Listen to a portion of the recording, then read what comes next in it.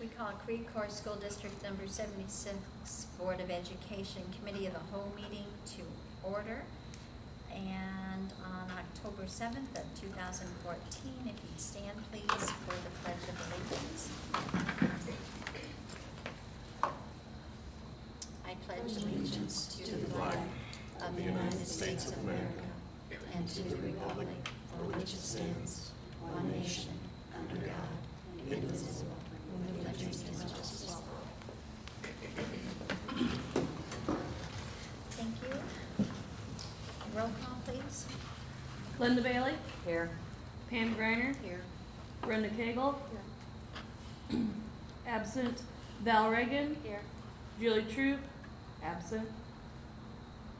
Oh, I got Cagle's that here. wrong. Cagle's here. Yeah. I'm sorry. I got it wrong. Cagle's here. Troop is absent. Rebecca Kern is absent. Judy Strong. Present. At this time, if there's any public participation, please stand up and come forth. Hey, guess what? There was just a Attorney General's opinion that said that you do not, well, no, let's put it the other way, that the public body cannot force a member speaking at a meeting to give their address. So no longer can we require them to give their address. So just as a little aside.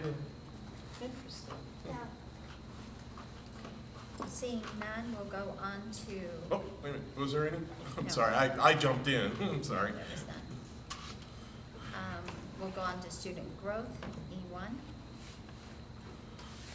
All right.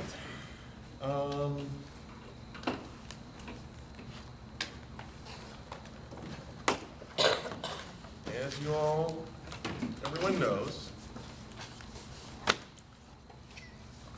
the Illinois State Board of Education has determined that our school district is in the lower 20% of all school districts in student achievement in Illinois. Now that's kind of misleading because it's not all school districts. It does not include any of the Chicago schools.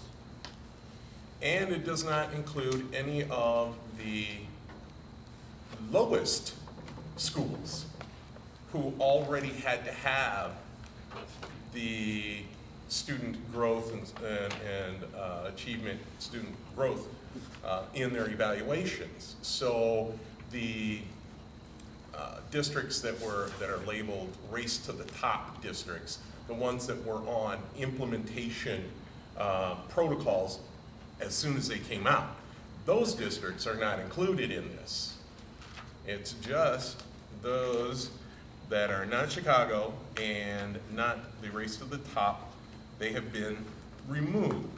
So they are not in this ranking. So it's not really the lowest 20% of all schools.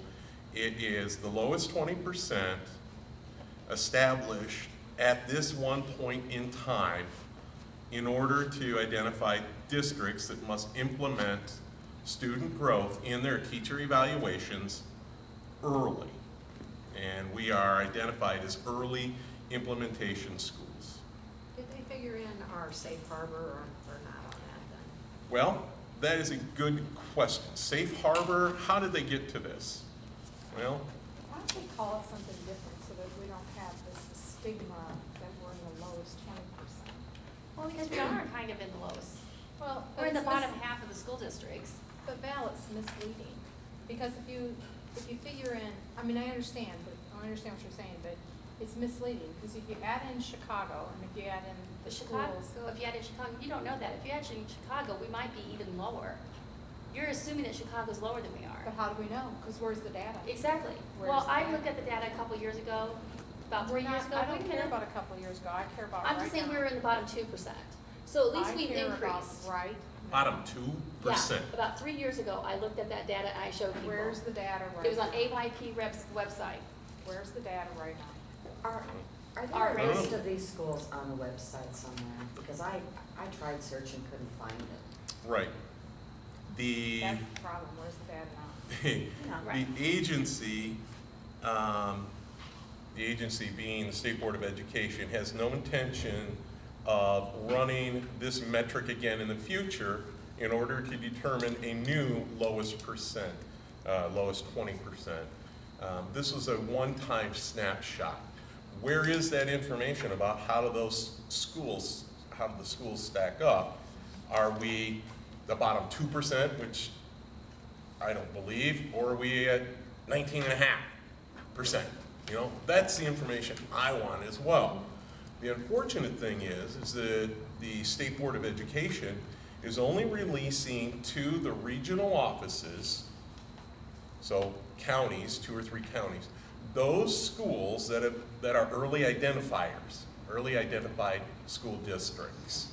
So in our region, regional office, Tazewell County, it is District 50, Washington District 50, ourselves, and East Peoria High School. Those are the 3 that I know are been identified as early implementation districts. So there is no list anymore. Remember the little snafu with the AYP and that getting out and that little thing, and they shut it all down? The reason for that was, I gotta find it here. The formula is the combined percentage of students who scored meets and exceeds category averaged over 2011, 2012, 2013. Now this gets to Ms. Greiner's question, what about our safe harbor? Well, with what they're looking at, if a district has a 3-year composite percent of meeting and exceeding in reading and math that is not higher than 48.9, the district will be required to implement in 2015, 2016. Our safe harbor and our numbers the year before, 13 and 14, were right at that 47, 48%. But they didn't count 14. They counted 13, 12, and 11. And that's 11, we were really low. 11 and 12, yes. 11 was really bad. 12 was starting to increase. 13 you made it, and 14 you made it. But they're not counting 2014. Do you have our scores there? What did we do in 11? No, I do Okay. not. I'm sorry. I didn't I can go through follow. that.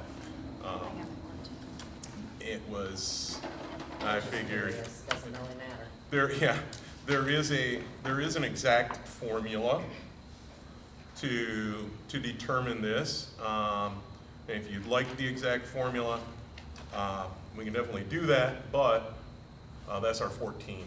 Right. Yeah. They didn't count our 2014 year, which was 49.4 and 50%. So, you know, we were right on the edge those 2 years, 13 and 14, so it's really a shame. The reason they did that, they say, is because there were a number of school districts that implemented or field tested the PARC test, the newest state assessment coming out. Partnership for Our Achievement in College, Readiness for College and Careers. And some districts opted to take the PARC field test completely and not take the ISAT. So there were districts in Illinois who took the PARC test complete and they opted out of the ISAT.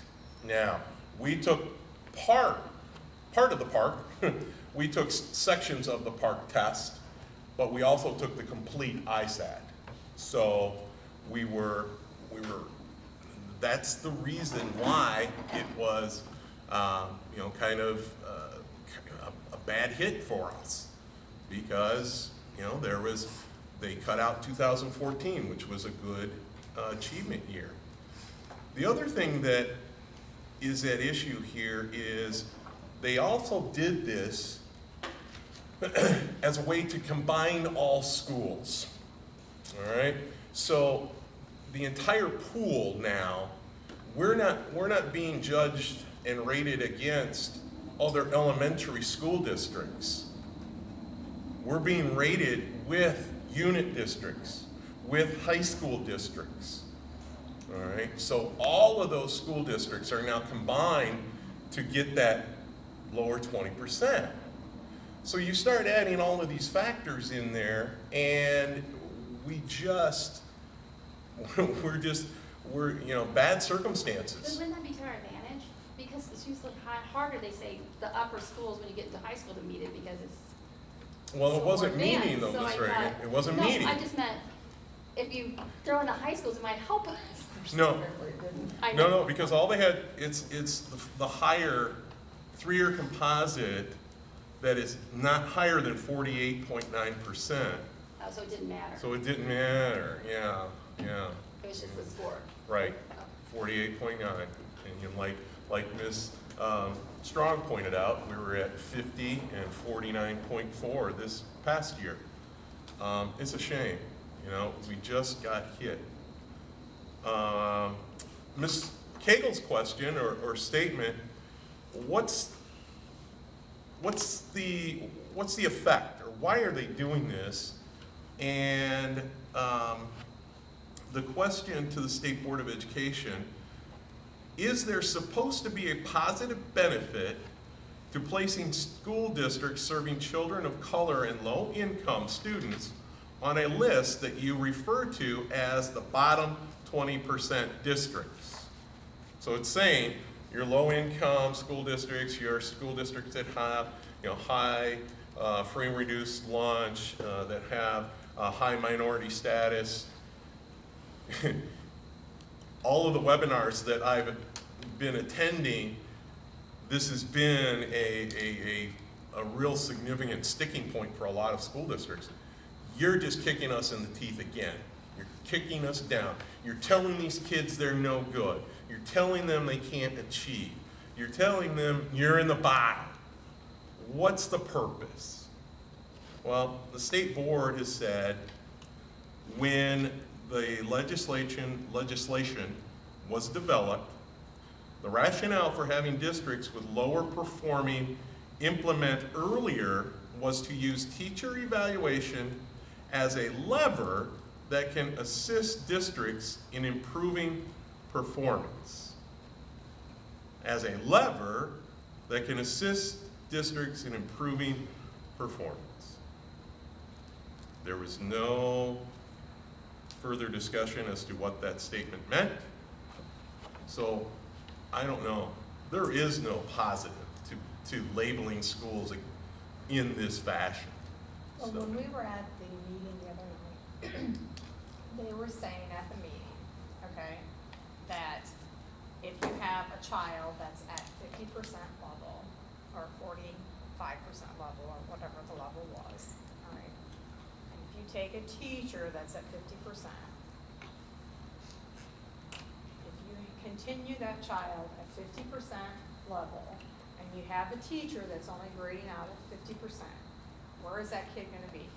He's never gonna be more than 50%, okay? If you take a teacher that's at 90% or 95%, where is that kid gonna score? That 50% graded kid is now gonna score, didn't they say 96%? 90-something. Remember the percentage? It was like, A lot higher. really? It was a lot So- higher than I expected. Yeah, too. I, Me too. I was thinking we 75 were all, maybe. we were all Average, three yeah. sitting there like, really? Wow. I mean, that's what they were showing on the screen. Okay. 50% what though? I really apologize, I couldn't make that Well, meeting. I was laying the, on the side of the road. the child was grading out at 50%, help me here, ladies. The kid was grading out at 50% in his level of learning. And then Testing out the at teacher 50%. was on her evaluation, or his evaluation was like 50% level, okay, or whatever. And then you get a a teacher, then it was an evaluation, was a higher graded level performer. I guess on performance. Okay, And then, you know, you put that kid into that teacher's class, his performance level then is going to increase. sure, That's what they were trying to do. okay. Okay. But don't you think there's some validity to that? I mean, I don't know, 90%, that's Probably. almost extreme, but, Yeah, and we were like, wow. but I think there's a little But- validity. But I guess that's what they're trying to get at here.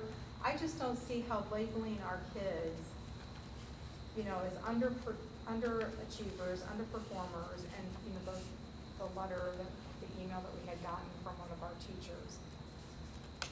I don't take it as a, said the kids are underachievers. I think it said that the school district in general is achieving at this level.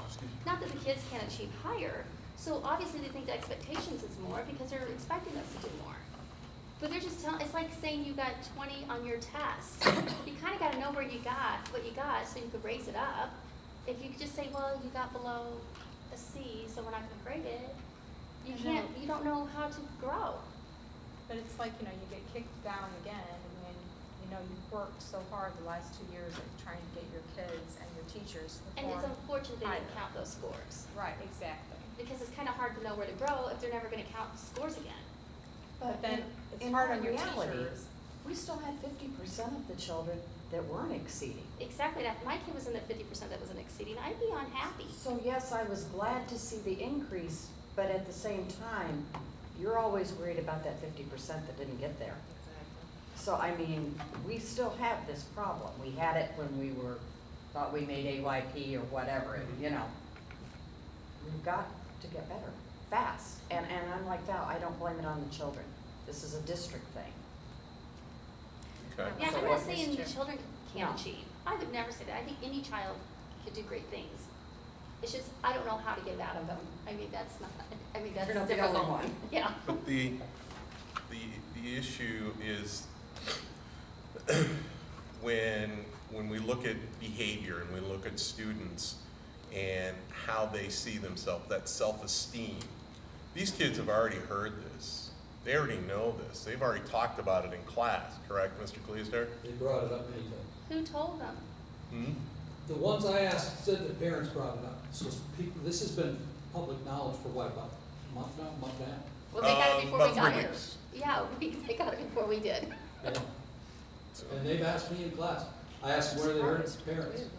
Well, So then it's out there. that's a September good thing. 22nd was the day that I received the notification from the State Board of Education stating that we were identified as an early implementation district. I sent it to everybody. As soon as I got it, it came out in the Friday newsletter on the 23rd or 24th. It had my notes attached to the back of it saying I was furious and mad as hell and I'm not gonna take it anymore, you know. So it was out there. And, you know, how students find out, you know, how do they find out anything? You know, I like they get it. what Mr. Kleesner brought up in his letter. I did, That, I applaud him for it. first of all, they're identifying the bottom 20% of a poor district. The only thing these districts all have in common is that they have a poor district. Their children are coming from low socioeconomic means. That's the only identifier. And I like that effort that he put into this. And for them to take away what, you know, they had in place for, 4 years and replace with their new agenda within a week or two, is off the charts. You know, so we're lumped in with underperforming schools because they're all poverty schools. But some under poverty schools aren't in the lower 20%. How do you know? Because I looked it up, Who? and there's Pleasant Valley. I think it was Pleasant Valley or Pleasant Pleasant Hill. Pleasant Hill, 90%, and they are a lower poverty rate than we have. They also have a few less numbers of children. I'm just saying that every poverty-stricken school is not on that list. And No, but- we were lumped with East Peoria on top of it, so Our kids go to Okay, school. regardance, what are we gonna do about it? That's Yeah. what's important. you What have are we to gonna train do? your, the state Right. says you have to support your teachers and train them. Okay. So that's one step as a board member that we have to make sure we're doing is giving those teachers the training that the district will need to bring out the best of children, which we've already proven that we have. Our kids have increased. Yes, you're absolutely right. And so it's very ludicrous for them to be doing such a thing. It's driving me nuts. Yeah, that flies crazy.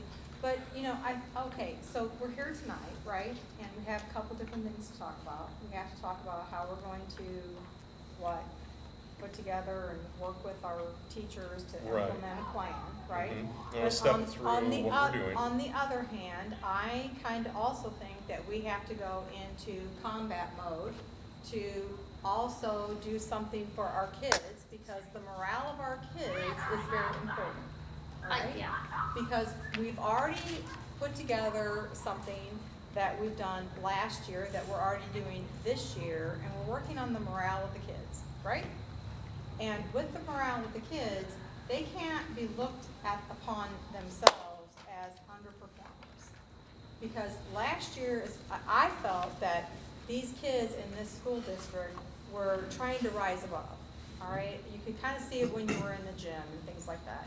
This community needs to learn to rise above the crap that they've been dealt with when they go to East Peoria, when they go to Pekin, and they're looked down upon. My kids went to East Peoria. It was a wonderful experience. Well, you know what, Val, my kids went to the same darn school, and they were looked down upon. Well, that because was they were years too. ago. Things have Okay. changed because they've had So- a wonderful opportunity. All right, fine. But that isn't the case with every kid. Well, and I'm just that saying, goes we've there. got to deal with third graders and So, fourth graders, not I'm saying, high let- schoolers. let me talk, Well, I'm just, okay? yeah, I'm just, All right, so I think these kids need to be able to have the same things that the kids in East Peoria and the kids in Pekin that live in Pekin can have. So I think with the morale of these kids, we need to be able to look to Mr. Kleesner, people like that can say to these kids, you are just as good as some of these other kids that go to East Peoria, that go to Pekin. And I think that we should give them the opportunity to continue to build on the morale of the kids. I think we should build on the morale, but I think that when they're in first grade and second and third and fourth, that's what I'm saying, it does not impact them until they get to the high school. We gotta look at their performance at here, and then, Right.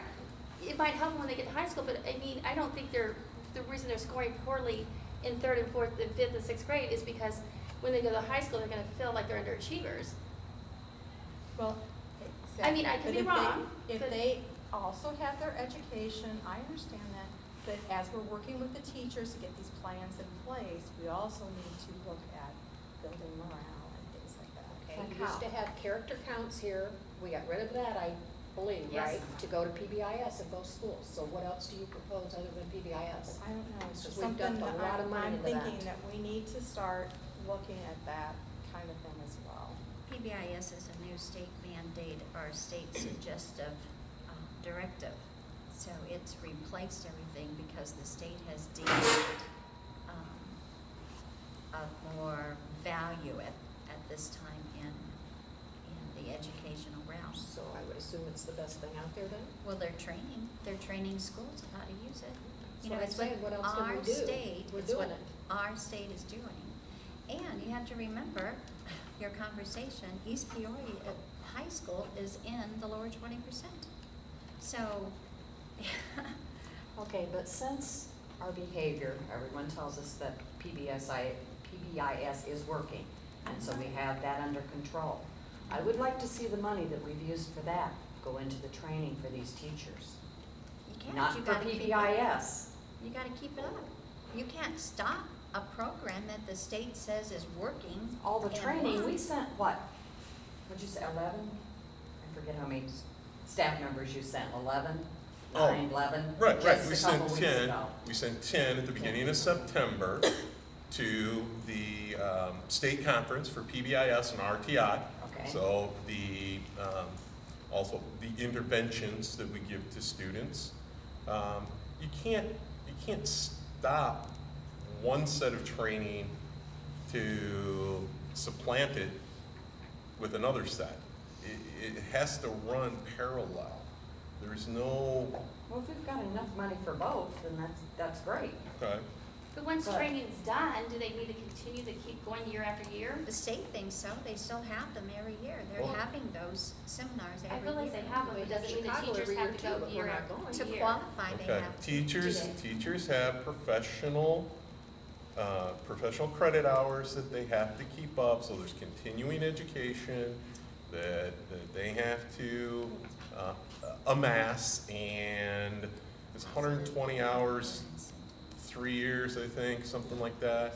So it is a high standard. We have to find out, we have to figure out how we can run all of our programs that you have and still, maintain the school district and move forward, go into combat mode, and make this a positive experience for everyone, especially the kids. They're the ones that need to see that they can achieve, and we know that.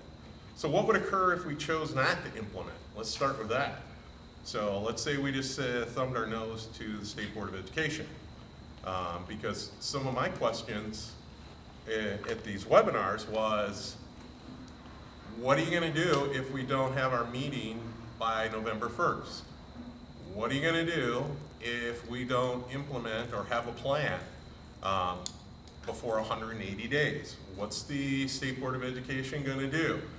And each and every time it came back that the State Board of Education does not have the staff to police any of this, all right? So they're not going to, there's no requirement that we submit our teacher evaluation plan to the state board.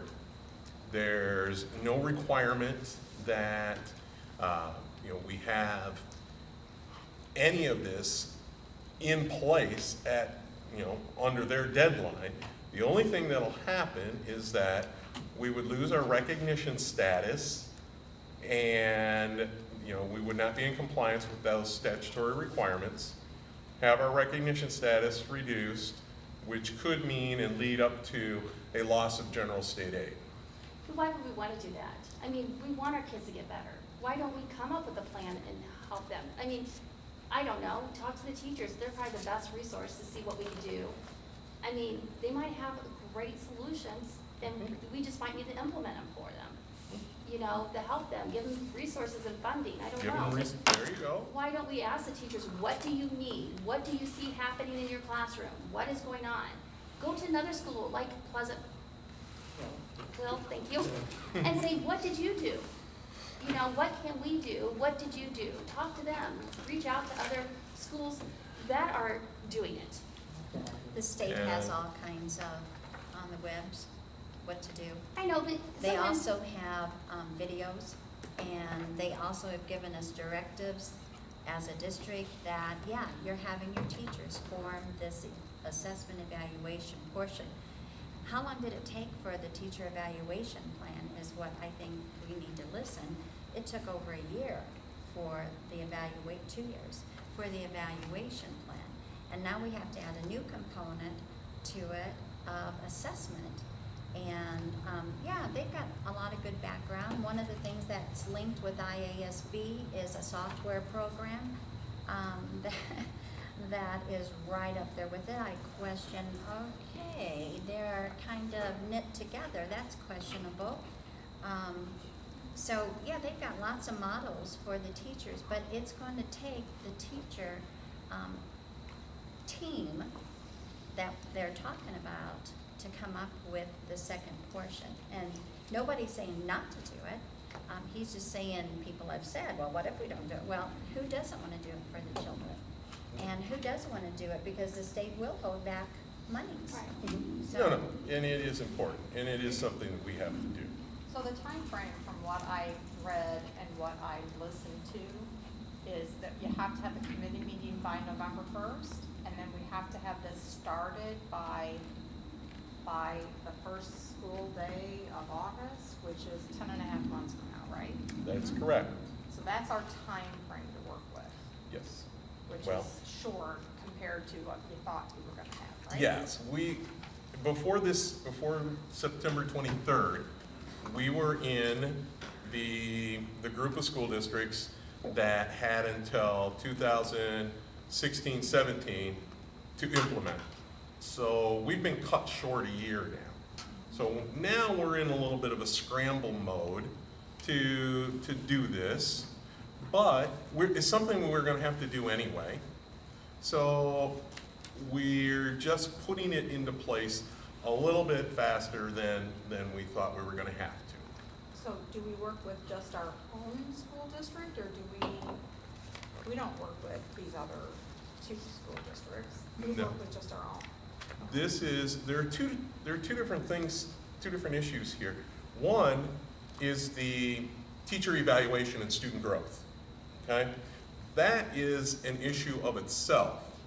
Student achievement is separate from that. And our student achievement is the kids, actually doing it, which is going to give us student growth. But when we're looking at it, we have to keep our programs separate, because this that we have to do, this process we have to take now, doesn't have anything to do with what kind of programs are we going to bring in, what type of programs are we going to get rid of. This is just about the teacher evaluation tool that we just approved. And it is adding a component of student growth, a measurements of student growth into that evaluation plan. That's what this is. And we've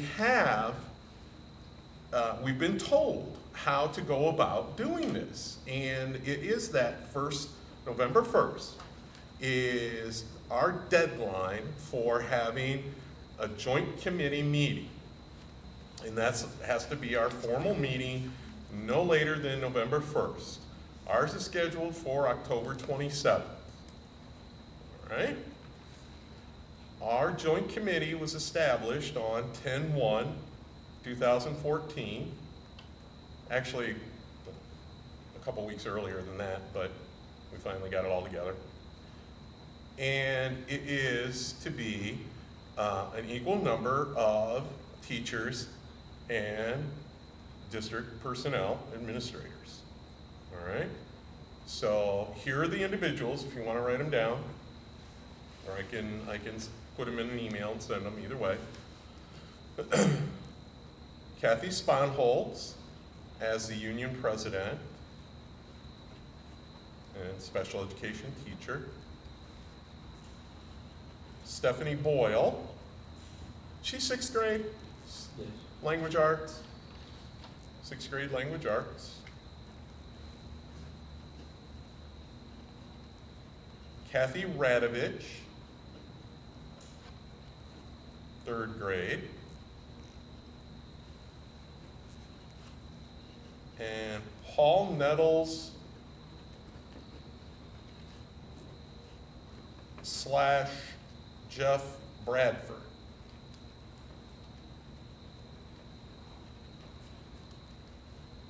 Okay, the slash is that because of coaching and other responsibilities, they're after school, participation is sketchy, so they wanted to have 2 people involved.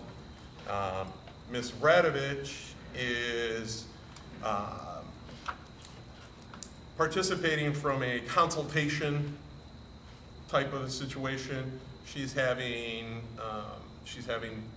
knee replacement surgery in a couple weeks, and so she'll be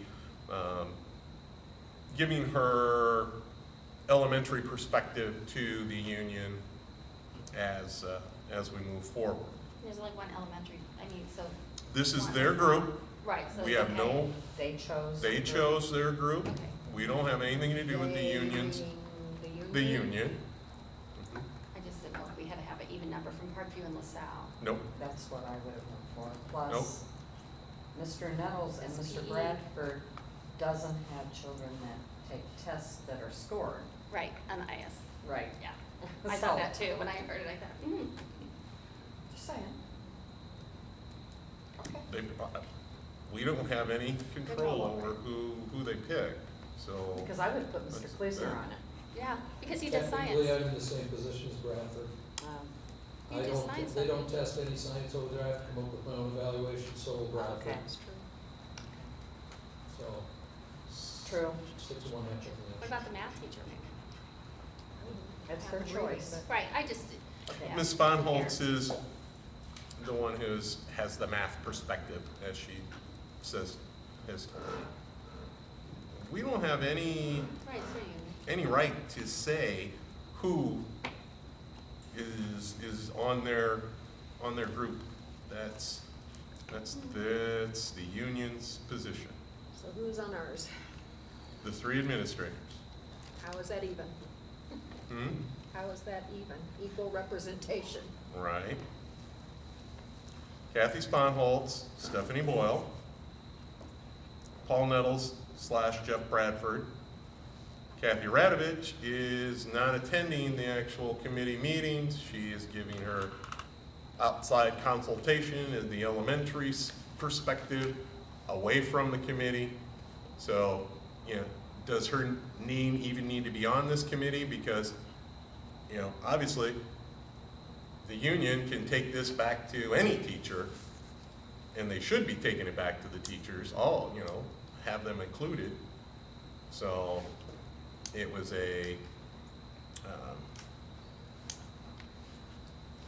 So it's just really it was the a, three. no, it wasn't, yeah, it wasn't a situation where I felt that the union was, you know, overpowering or anything like that. But since Paul I Nettles does just wanna make sure we've got it right, Right.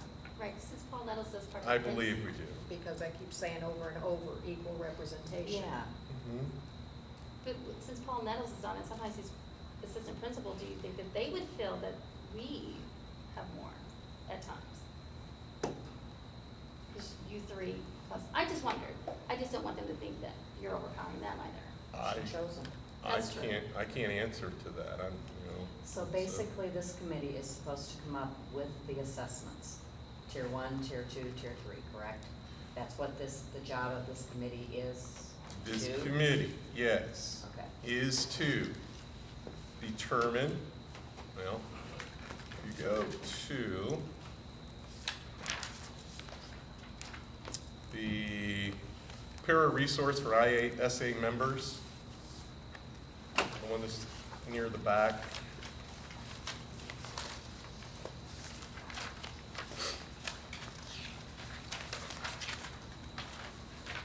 And yeah, there's no page numbers on this thing. It's just kind of there. Before the timeline. Yes. Oh, no, right at the timeline is what I'm looking for. Oh, you're looking at the timeline? Yeah. What is the recommended timeline for districts to incorporate student growth if the district is an early implementer? That's us.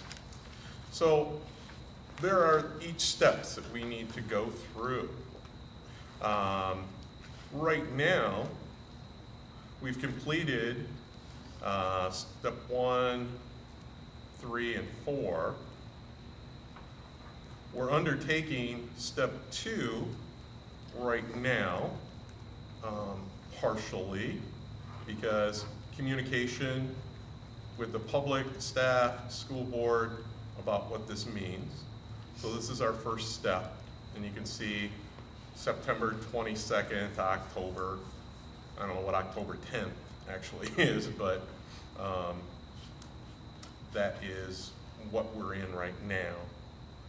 Number 5 is in October, where we're at right now, take an inventory of all type 1, 2, 3 assessments already used in the district by category of teacher. So we go through, we have Ames Web, we have the MAP testing, all right? Those are type 1 assessments. Those are given by outside agencies, organizations and they are not graded or assessed by the school district. So those are type 1 assessments. Then we look at the type 2 and the type 3. Type 2 are the type of assessments that are in the textbooks themselves, the chapter, pre-test, post-test in chapters. They're the ones that are aligned with, you know, what's going on in the classroom. And then type 3 is the assessments that the teachers and the committee approve for, you know, individuals, as in Mr. Kleesner's case. Like he said, he'll need to develop and document assessments of what is going on in his classroom, what he's teaching, and what is taking place, so that we know that there's student growth. Does every teacher have to do the level 3, or only the ones that are not covered by the PARCC test? There, in the student growth model, there is you have to have a type 1 and a type 2, or a type 1 and a type 3. If you don't have a type 1 test at all, I don't know what school districts there are, you can have 2 type 3 tests. So there are different combinations, and it is dependent upon the category of the teacher. So, you know, if we're using the PARCC test, obviously first grade teachers don't give the PARCC test, so that wouldn't be one of their type 2 assessments that's done by the state. So PARCC is considered a type 2? That's my understanding. The new acronym of SLO is going to be assigned to that type 3, it looks like. Type And 3, special ed will probably fall under that one quite often too. On that SLO. yes. There are student learning objectives, the SLOs, that are for those teachers that we use student growth for, and there is a whole template as to how to develop and implement the student growth achievement, student learner objectives.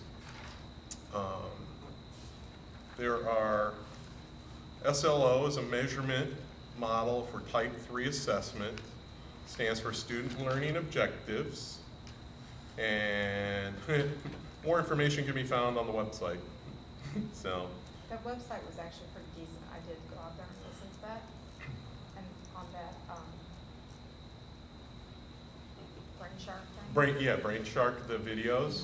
If you go on there and actually read that part. Did you get in there? Gosh, oh my gosh.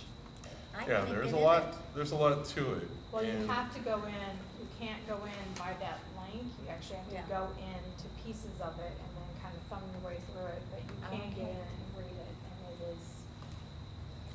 So You our can't get performance, our evaluation plan has to identify at least 2 types of assessments for evaluating each category of teacher. 1 or more measurement models are to be used to determine student growth. Evaluation plan shall include the use of at least 1 type 1 or type 2 assessment and at least 1 type 3 assessment. The Joint Committee has to identify the type 1 and type 2s used for the category of teachers.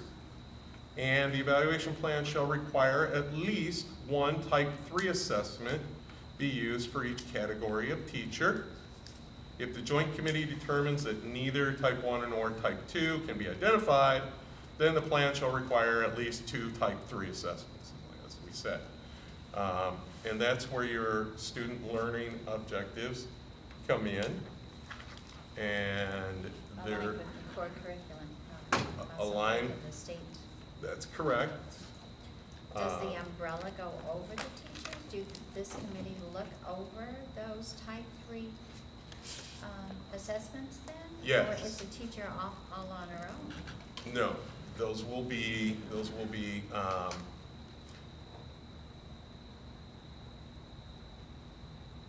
the SLOs, if they are to be used as a type 3 assessment, then, those have to be looked at and assessed by the joint committee, and there's a guide modeled, measuring student growth using type 3 assessments. So there's a guideline for us. There's a guidebook on the student learning objective process, and there's a student learner objective template for profiles. So the state board has really put a lot into this.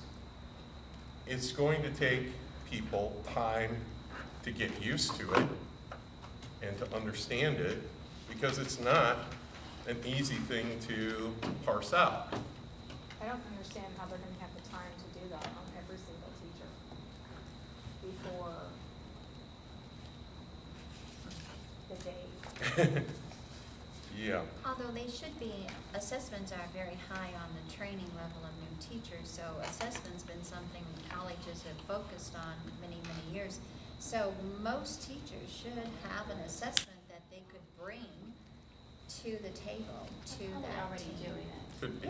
Yeah, they have to be doing it. And right. that's part of the But joint it's committee. still, Make sure it's aligned to core curriculum and all that. That's the Identify, whole yeah. process. well, and it still has to come as a unit under this committee, which the committee's gonna be burdened. Will the State Board of education fund the cost for substitute teachers necessary to conduct all the meetings? That was a question. The state legislature did not commit additional funds for districts to cover these costs. Will there be any funds available for teacher in-service and training? ISBE, along with other organizations, have compiled a list of resources and training for this work. These will be shared in the ensuing weeks. So even the state board is just piecing this out. They're trying to get it all rolling too. Many of these trainings are free of charge. This is true. There are a number of meetings and, like I said, webinars that I've been attending. Tomorrow I'm in Springfield to go to a presentation from one of the Race to the Top schools. Okay, somebody said, well, let's look at other school districts. So this school district has gone through this process already. They've already been through a year of the actual implementation as a Race to the Top school. So now their superintendent and a couple university professors and whatnot are taking their show on the road and sharing this information with other school districts. So I'll be able to bring back even more materials for us to comb through. So do they then have to go to the 30% level this next year? I don't know if they're in this would be is this their second or third year? I'm not sure. So it's the third year you have to raise it up to at least 30%. Yeah. So I'm not sure if they're in their second or their third year. Okay. So But- this committee is the district going to have to pay? Are they doing it because they're part of the committee? What's that gonna look like? What kind of financial, you mentioned they didn't have anything to support, the state doesn't, but as a district, what are we gonna have to pick up? Well, there are free trainings that we have already registered for with some of the union representatives, the Regional Office of Education, our regional office, and I think it's the 14th, October 14th, is having a full day that's required. That's a required training for all of the identified early implementers. So we will be attending that. November 4th, this was already scheduled, put into the works in our, November 4th is the election day, and that's also our full day in service. So we will be spending, the entire staff will be spending the day over in East Peoria.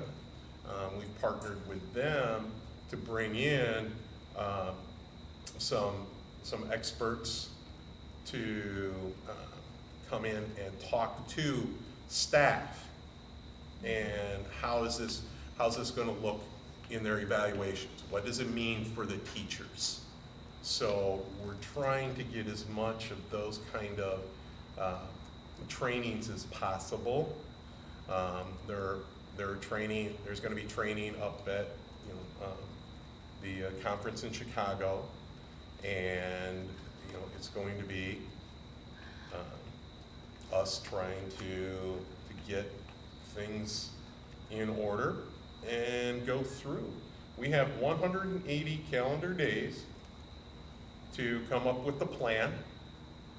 If the joint committee is unable to agree on the assessments or the percentages later on, those kind of things, then we have to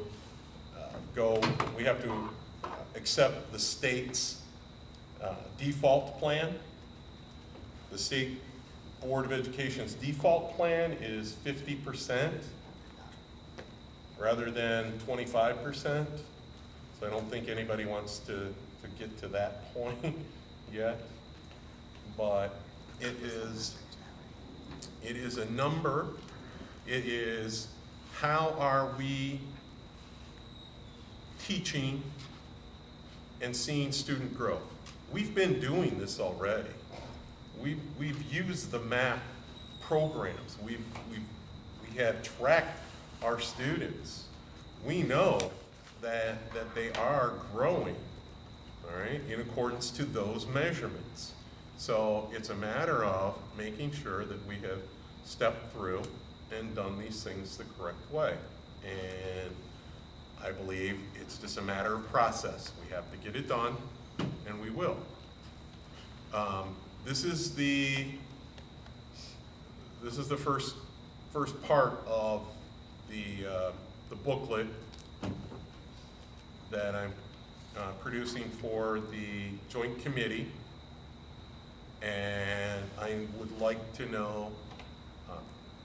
I was already planning on making a booklet for each board member, and unless somebody objects to that, I would just assume you have all of this information.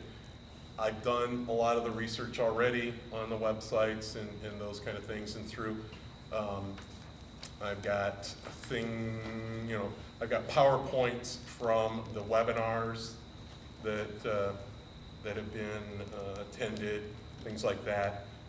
Other things from professional organizations that you wouldn't have access to necessarily. So this is all information that is going to help us put this process together, and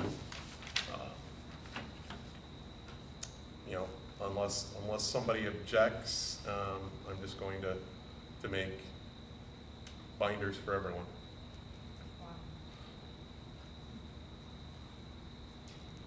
Can you put it on something tech more than paper? I know some of us like paper, but this is so preliminary that perhaps we don't need it yet until we see the plan and some directives on that. This is all the research and all of the guidelines and the procedures and process that the joint committee has to take. So I don't know if we have the capability of while we're copying it, if we can scan as well. I don't know if we can do two things. It would have to be scanned to get it electronically. Well, my question is there any board member that wants to be reading all of this? Because they're not involved in this committee group anyway, and the committee will be reporting back to the board. It's up to the board to monitor, that's part of the board's job. Yeah, It are says you in gonna here that we commit to have reading? I will. monitor. I'll commit to I reading want it. it too. Really? Yes, I will. That's nothing. Okay. I mean, that's her job, Judy. Yeah. Well, I was Okay, I reading just the- know that sometimes we have nothing read, so, and that's such a preliminary one yet. But if you But wanna them are the take the guidelines, expense. isn't it? Mm-hmm. Yeah, so that's But not they're all preliminary. posted, on IASB, so, but if you want them, I'm just saying it's so preliminary yet that. I'll copy myself if you want to give them to me, and that way you don't even have to copy them. And I'll bring it back to you by Thursday, if it's easier. I don't think that's probably an answer either. If you want. I them. want to read it. Good, that's what we needed to hear. Do you wanna read it? So. And if he doesn't that's want, what he wants you to know hear. he's busy, I know you're extremely busy, and you have to screen for them, or if you want, I can copy it. No, Stephanie is already, she's already, well, not volunteered. She's already Sorry. began, we had to order binders and we had to, so she had to do all that stuff. So she already knows that this is a project in the works, so, no. Might Let's wanna go check ahead. with the board members that aren't here, maybe they Maybe they wouldn't don't want want it, a yeah. copy. True. Right. Yeah, cause it is a lot of paper, I agree. So- I just want me to copy it at home instead of, like, using this paper. But it's easier to go back to that and check something than try to find out where you were online. Well, Yeah. and he said he had things in it that we don't have access to. Right. That is true, I do. So I guess I didn't hear a financial concern of any sort yet coming out of this committee, or it doesn't sound like we'll have substitute teachers that we have to be concerned about yet, because it's on institute days and. We're doing as much as possible on after school time, institute time, those kind of things. I know that the union is they're having their own training after school one day on the same things. So there's going to be ample opportunities for staff to be educated on this. Every free thing that comes along, I pass on to Ms. Sponholtz and the committee and say, here's another thing on, Tuesday after school, 4 o'clock to 6 o'clock. If they want it, I feel bad for him. I'm just saying, is there any incentive we could give them? I mean, I don't know, never mind. I'm sorry, I but don't- I don't 2 think you want to hours? go there No. yet. I don't think you want to go there yet. That's right. I appreciate the sentiment. It's not that anymore. Will not. will Um, we have to? we have issues about that. I'm getting, it seems that there's interpretation issues on the contract, and everything that used to be $26 an hour is now a per diem hourly rate. Yeah, contractual situation. So it will be discussed and hopefully worked out. Yeah, it came about over the summer. So, but anyway, yes, I appreciate that, and there is going to be, there's going to be those opportunities, and it's going to take some work. But I think once people get the big ominous cloud, and we get it kind of narrowed down to what does it really mean for us here. Once the committee does that, it's not going to be as scary. It's still going to take a little bit, but we also have 180 days to do it. That's our timeline. And we have to comply with that timeline. And it has to be in place on the first day of student attendance. That's our timeline. You know, we've got nothing to say about that. So we will get it done. And the thing about it is, this is a fluid situation, and as we see things that don't work, the joint committee has to be committed, the committee has to be committed to coming back and making revisions and changes as we see that, you know, things aren't working with, you know, the first grade assessments or, you know, whatever it might be. What So- are the chances that they're gonna make other changes to this before? The State Board of Education, Will we get to, you know, 3 months down the road or 6 months down the road or? well, everything that is put out says non-regulatory guidance, which means it changes. It means draft. It means nothing is in stone. And, you know, all we can do is work with what we have now. That's it. Document is intended to provide non-regulatory guidance on this subject matter listed above. And if you have specific questions, contact the person identified in the document. It is not in stone. Actually, there's the State Board of Education is voting at its meeting next week. The state board is voting on their default plan. So they don't even have their plan done yet. They're voting on it next week. It'll go to JCAR for rules interpretation in November. And then by December, they hope that it will be ready and approved. So it's still, you know, it's still real fresh. Yeah. So what about those that are stepping up writing letters? It could actually play also into the Very the much deadline. so. It could play, and they could pull it out, right? Very I mean, much so. During the joint committee on administrative rulemaking, JCAR, they have a public comment period. And it's usually a 45-day period, but they can shorten it depending on deadlines and stuff. But there is a comment period on any rule that is being revised or that's being brought forth by the State Board of Education.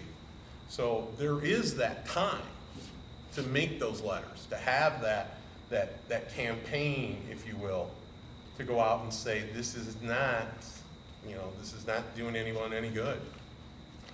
You know, I want to thank Mr. Kleesner for his time tonight, but also his time in writing his letter. I think it expressed the frustration of some of the teaching staff, if not all, and you know, most of all that it really is it was demoralizing for us, you know, our district personally, after having 2 years of success, to be called, you know, the bottom 20% was just like getting hit in the stomach.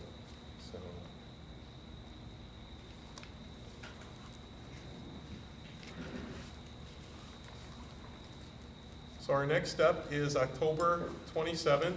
The Joint Committee will have its first formalized meeting, and we'll set into place our timelines and set our schedule for meetings and determine our purpose and give everyone some assignments for, you know, not any one person is going to be able to carry this entire load. So everyone's going to have to be a team player here to make this, you know, really work. So we were going to go through all of that October 27th. And obviously the board will be updated, you know, as we go, you know, after every board or after every committee meeting. Obviously in that Friday update, we'll have information for the board. Just a thought. The days that you will have to be out and subs come in, if Mr. Jokish is on the team and Mr. Nettles, that doesn't leave the principal at Park?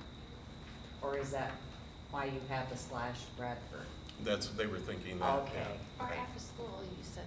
And Yeah. there are after-school meetings, right. Just thinking, But really, there a are- school with no principal would Right, there are those days where we have the required training, you know, and, so we have to, you know, we just have to be cognizant of that, and, you know, I'll bring it back for the two administrators and things like that. So we just have to work and use some logistics, but yeah, I know, it's something to work, to be concerned about. Scheduling is not very easy. Yeah. What's the timeline on the board's responsibility? As far as the performance-based contracts, I know some of ours already are, but I assume that they would need to be changed. And creating this RIF joint committee, when does that have to be done? The performance-based contracts Of the for administration? the administrators. Mhm. If they are multi-year contracts, then you have, you know, the Goals. goals and, yes, thank you, have the goals in those contracts. Right, So- that's currently, I mean, this didn't say 1 year, multi-year at all from IASD, so. School code, it says 1 year, if it's a 1-year contract. If it's a multi-year contract, that's when the goals are put into place. But that still, that doesn't speak to the principal's evaluations, in which there are goals, in which there are student growth goals and objectives, okay? So those, you know, principals have already been assessed on student growth. That's already been in play. So their evaluations are still there. And the other part was the joint RIF committee. Yeah, that's going to be necessary at the point that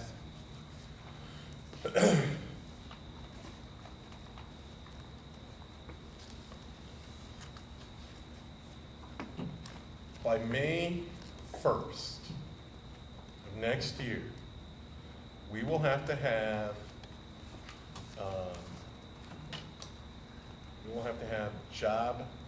full job descriptions for staff.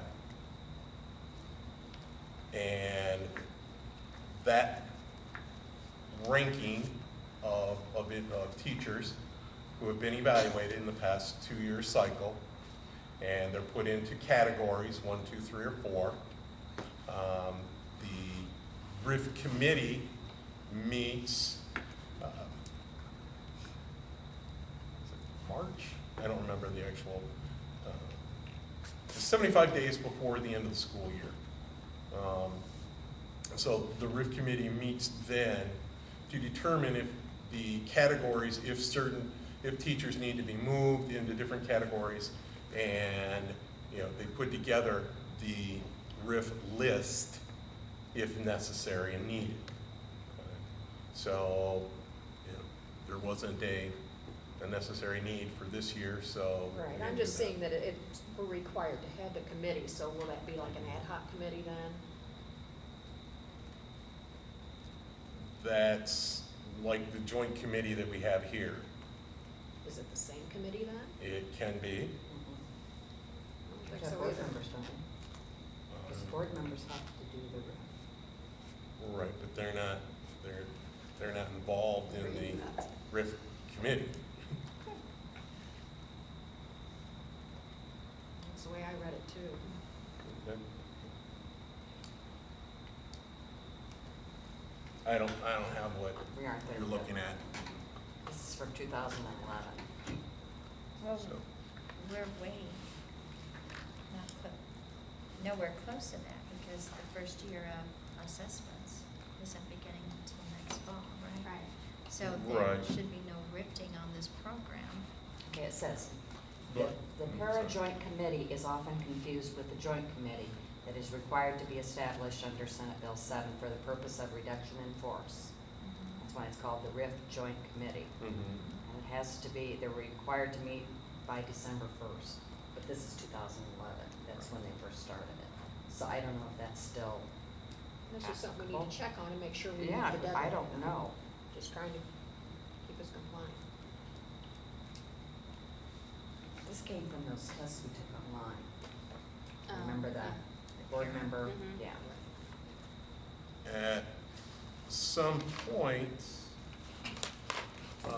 once we have the evaluation and student growth implemented, once we start implementing that, then board members will need to go through the training, through the para training for board members, because you have to be trained in order to be a part of a dismissal Right. under the new process and program. So there's more training than what we've already taken. Yes, ma'am. Yeah. I'm not sure if that's available yet or not. I'm not sure. So that'd be a question for IASB. There's, I went in on, IASB for the para overview for school board members. Okay. And number 14, it's addressing, and I haven't read it, so, but that maybe will be some of your answers. Oh, okay. Process was teachers for reduction. District must choose teachers according to their group numbers, yep, all of that. The board to use the expedited dismissal process after their para implementation date. This is to, you speed up the process. You don't have to go through the 90 school day teacher remediation plan any longer. It's a 30-day process. It gets through faster. I think that's what they meant when they talked about a lever to increase student achievement. There's no longer tenure that is protecting anybody. And that's what it's, did say there's no longer two. Yeah, institutional dismissal proceeding 30 days after the completion of the final evaluation, remediation evaluation. Shoot. The questions are all on the front, but they're answering, I don't know. You wanna look at all Number 15 or 16 16. questions? Mr. Aldridge, Okay.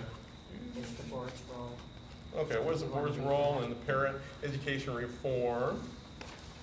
The one of governance of the school district with an elevated and focused obligation on ensuring student growth. This means the board must identify the district ends in accordance with the reform measures and revise its monitoring function accordingly. The board must enter into performance-based contracts with administrators that contain meaningful goals and indicators of student performance and academic growth. The board must evaluate the superintendent. It must review information that will inform the board whether principals and staff members are being effectively evaluated, and it must dismiss staff based on inadequate performance. It must monitor student growth. It must select members of the joint RIF committee. Individual board members must complete professional development leadership training and eventually para training for optional alternative evaluation dismissal. That was the other thing. Board members elected must complete this training, professional development, no, that's the leadership training, the other para training, Open Meetings Act. So, Which we had to do last week. right. They may have it already started, you know, this was 2011, right? Or 12, so, and they said eventually the para training, so they may have that ready to go. So- March 2013, Oh, so this wasn't. that's a year ago. Yeah. A little over a year ago, so I don't know. We Yeah, don't have and we'll look at the members of the RIF committee, when it says choose the member or help select. We'll look at that and see what the actual requirements are. I haven't looked at that in a while, since we haven't had a need for any riffs. So. There's a lot here, ladies. There's a lot to start, a lot to go through. But I think our staff is up for it. I think they're ready. Nervous, like everybody, but willing to take the steps necessary for student achievement. I do know that. The initial shock, I think, to even the board, let alone the staff and the community. That's Probably wearing off, and now we just go focus. But see, that's my question to the board, and I need your help in this component of it, as far as telling the community, or how do we get this information out to the people who need to hear it? You know, what's going to be the best pipeline to put things out to the community? Well, you got the district website, so. The website.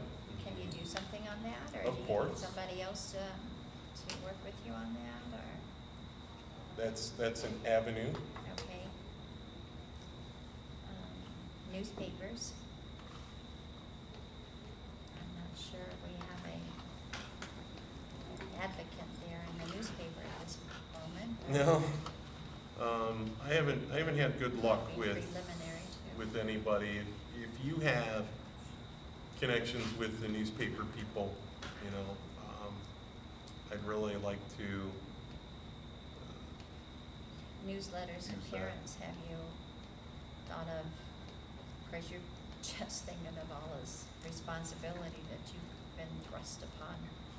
But newsletters to parents, going home to parents. Did any of these, talking points or 3 things you need to know, did those give information, or was it just more confusion? You know, that's what I wasn't sure what to put out, for the board tonight even.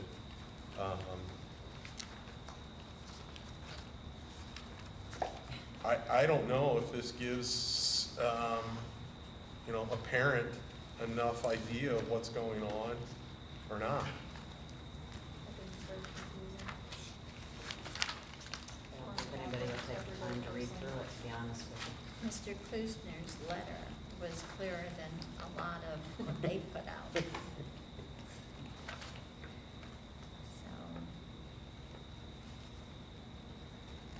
but I would think that communicating with the parents of the children that the district is, in compliance, and they are working towards meeting the demands, because, and then mention, we've met. We've met the requirements in the last 3 years, so why wouldn't we meet them now? Just letting them know, being visible. We are concerned as a board, we are concerned as a district, we are concerned as parents, we are concerned as teachers. No, we're not there, but we're trying, right? We're not there, but What? we're trying. We're wanting I our know. children to grow. East Peoria sent a letter out every year because they didn't make AYP. And they sent a letter out and they told the parents they didn't make AYP, and basically they're trying, and here's the options. And that was it. I mean, it was simple to the point. I can't remember what it said, to tell you the truth. It's just communications. They're hearing it in the media, so they should be hearing it I think on the the state front. regulation that they had to send a letter out. School choice letter. Yeah. Well, and isn't that part of this, to communicate with the Right. community, so they sent a letter out. doesn't the state have, a Form letter? template or? Yeah.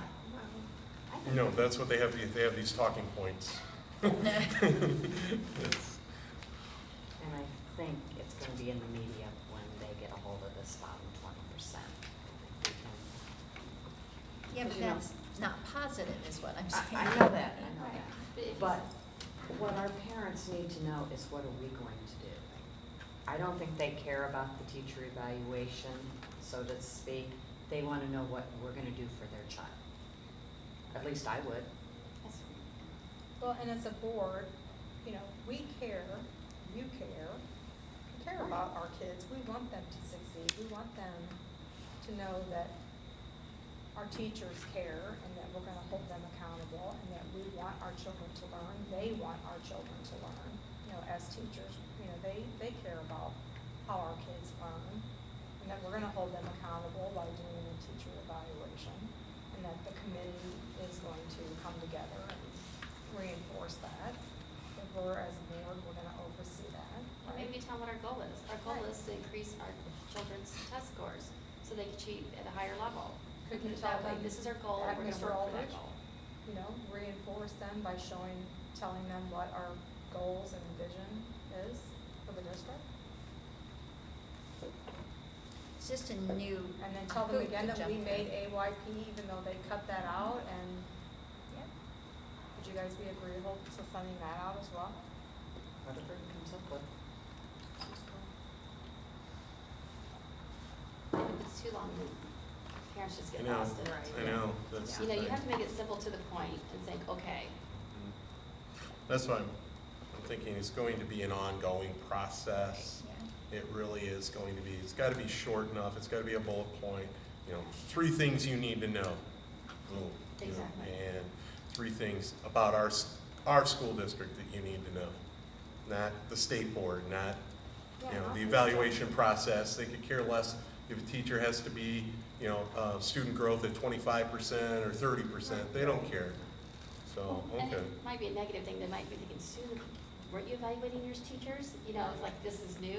I mean, I just Right. would not even go there. The state is deemed this, you know, that we have to do it, we're gonna comply, we're gonna do the best we can to get the scores out. And this As is soon what as we've been doing possible. for the last couple of years and we're continuing to do so and Right. these are the steps that we've done, this is what we've already achieved. And that might be good. This is what we've already achieved in the last couple Right. of years. I like that.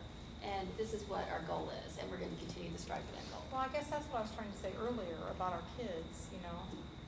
Well, and for the teachers too, just keep reinforcing the fact that this is what we've already done. This is what you guys have already done. Teachers, this is what you've already done. Mhm. You know, don't lose face or don't get down on yourself for the fact that we've just been handed this piece of crap. You know, we're still going to do better and achieve, you know. Just a new hoop to jump through. Right. You can overcome, right? Well, I think, you know, I'm not looking at it as a negative. I'm looking at it as, okay, this is where we're at. Let's get up there. Right, right, and that's your Increase our score. scores. You know, if I, you know, like again, if I did 4 tests, I need to know where I'm at so I could grow. And as we get further with more board work, like the bonds and our technology Right. changes, then you'll be able to tell them more positive things. Exactly. By Well, doing. and to Val's point earlier, I mean, maybe we are 19.9 I want to be 85. on that scale. I know, but I do wanna know where Maybe we're we're at. 20 point, Yeah. Exactly. you know, maybe we're 22.5 in the whole state, Mhm. but yet we're in the you know, we're lumped in that 20, or maybe we're at 30.1, and, you know what I'm saying? But we don't know, because we don't have everybody in, we don't see that result, Right. you know, we have no idea. Why did they take out Chicago? Because they have any They've got a wonderful union. Pardon you? They've got a wonderful union. Mhm. It is, it's totally different than ours. Chicago was And no they're school strong. districts already. Chicago had some different requirements, but they also had some very contentious negotiations over all of this, so they have a completely different format. Yeah, so they're out of it. Mrs. Greiner just brought up a point, the bonds. That is very important too. It's as important as this. Mhm. Are we going to have that next meeting? Because it takes several months. Mhm. What about policy? That's my next thing, Where are we at on policy? Because I don't believe we've done any. since March, I believe, somewhere in the spring. Did you get that? Yes, I did, and those are all things that are on my mind. The bonds, obviously, are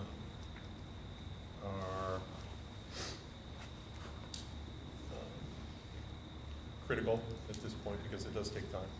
Yeah, and I've had kind of, So many policies out for a while. right, they have it.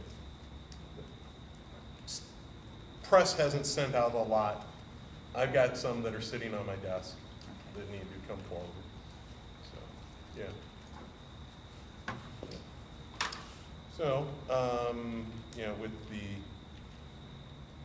with all of that, there is the next regular meeting. We will have a number of things to talk about.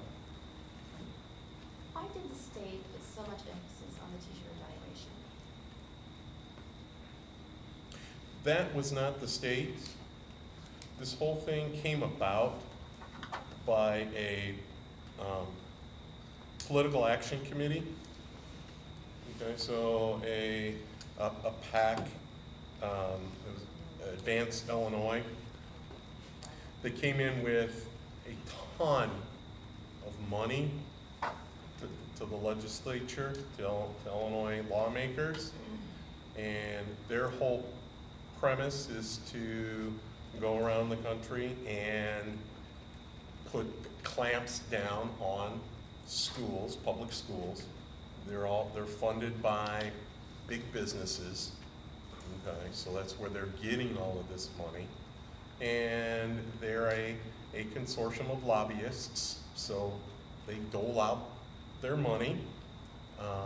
They had more money than the teachers union. And they came in and they said, this is the plan that we've used. This is what we want you to accept. And here's all the campaign money you need for your next election to make this thing happen. The whole Senate Bill number 1, which was the very first part of all of this that started the whole thing, was written and committeed and passed in the legislature in 62 days. That's unheard of. That's unheard of. Once they got it passed, then it was, okay, here union, teachers union, here's how we're going to, allow the stakeholders to come into play. And they started tweaking it here and there.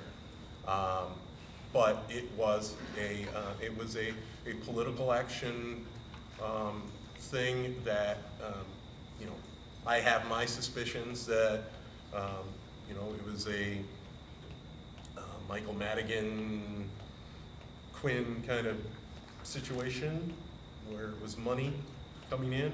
What do you think Senate Bill 16 then will help us? If it gets passed. If it gets passed, I don't know what it's going to do. Well, it's not going to do anything for this. But it'll give us more money because we're underachiever in a high poverty rate school. So in that That's- one of the calculators, they changed it. That would give districts like, some more money. Possibly, yeah. But just like any other calculation, those things, by the time they trickle down, they Time to change something. yeah, they promise you 100%, but then they proration it, and then you only get 78% of the 42% that you were supposed to get, and just like transportation and Exactly. general state aid, yeah. And you're gonna have a public meeting about that? That is correct. There is a public meeting. Is that the 16th? I don't remember, but it is in Peoria. I can send the email again because you do need to RSVP if you're going to attend. So from 11 to 1, and the reason you have to RSVP is they're having lunch. So I didn't know where or what time. About The email just said the 16th. at the dinner the other evening. I thought I think so. okay. The No, I woman- believe you. I thought I Because I put. thought it was here. Okay. Oh. She was doing it. The Okay. teacher evaluation is also going to hit the colleges. The scores are the highest amongst. In meeting. She told I'll us send that the I'll send the email. gets that or get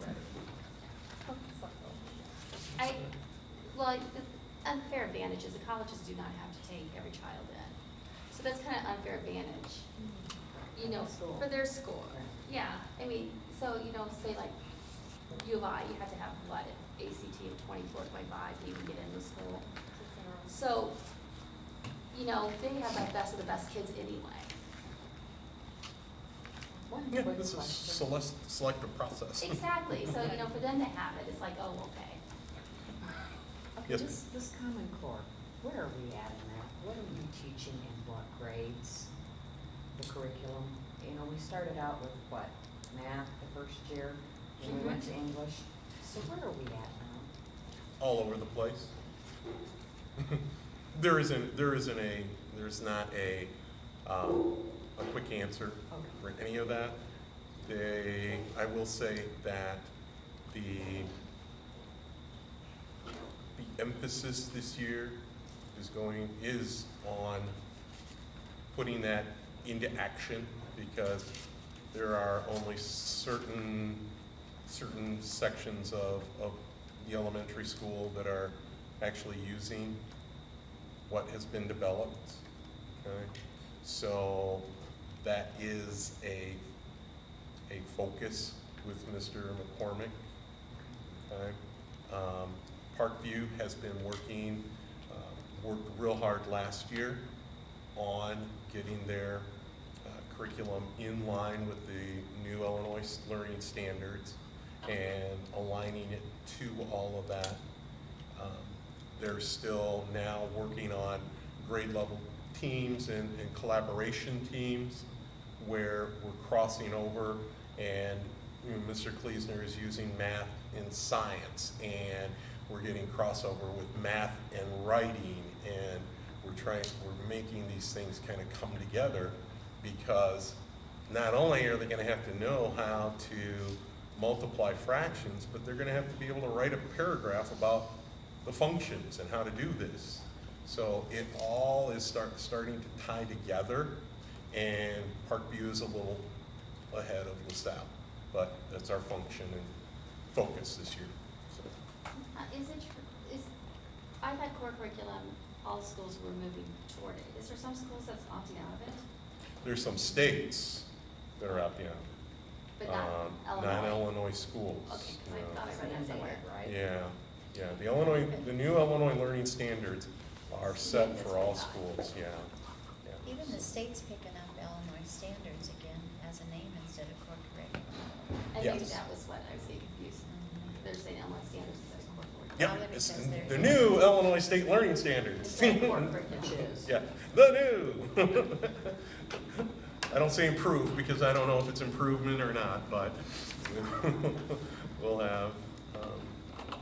we'll move forward. And it's just, all it is a set of skills that students need to progress from one grade to another, you know? Right. And all of the assessments that we do are to be aligned to those standards so that kids are moving forward and they are learning what they need in second grade for third grade and moving them forward. So, yeah. All right, are we done? Conversation from the Thank table? you. Enlightening, and gave me some really good information pieces to work on. I'm trying to work with the village to get on their agenda to kind of talk about, you know, what this means, and, you know, use those bullet points again, just so it's another layer, another avenue of community, so that when they're out, they can say, no, here's what it really means. So that's the focus, is to get it out there. So. All right, we need a motion, please, to adjourn. Make the motion to adjourn. Second. Roll call, please. Linda Bailey, Aye. Pam Griner, Aye. Brenda Cagle, Aye. Val Reagan, Aye. Judy Strong. Yes. Motion carried.